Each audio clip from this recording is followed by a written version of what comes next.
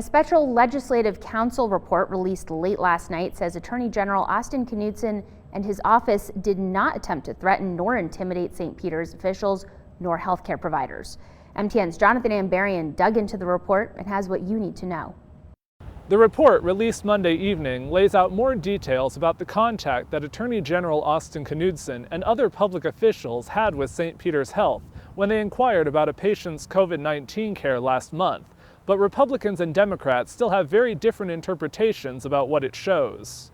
A special counsel examined government records to determine what actions Knudsen, a Republican, his Deputy Attorney General Chris Hansen, and a Montana Highway Patrol trooper took in early October in response to complaints from the patient's family that the hospital was violating her rights. The patient died on October 26th.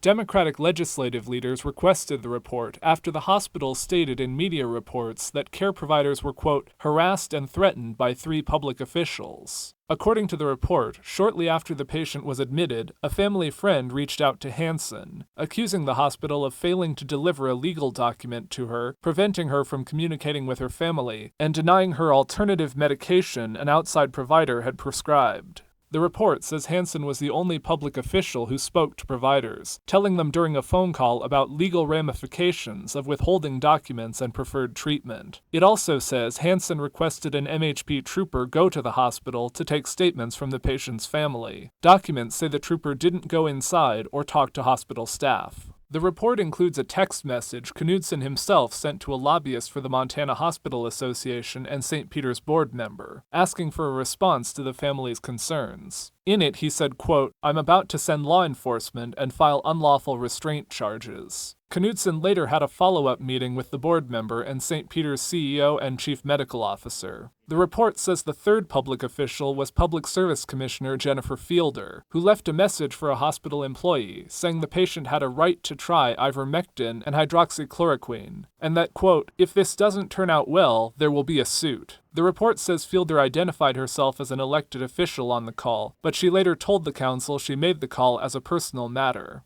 Republican Senate President Mark Blaisdell and House Speaker Wiley Gault said the report showed Knudsen hadn't acted improperly, and they accused the media and Democrats of misleading and outright false attacks on Knudsen. In a statement, they said, quote, the special counsel's examination did not produce any evidence to support allegations that the Attorney General harassed, threatened, or intimidated healthcare workers, as has been reported in the media. To the contrary, St. Peter's CEO explicitly said he did not feel threatened by the Attorney General, and the hospital confirmed that Austin Knudsen never spoke to any medical providers. But Democratic leaders remained critical at a Tuesday news conference, saying they still saw the events as putting undue pressure on the hospital. From our view, this report clearly shows a pattern of public officials using their power to intimidate people and Montanans doing their job. They said Knudsen had offered shifting justifications for what happened, and said they will seek additional information from the special counsel.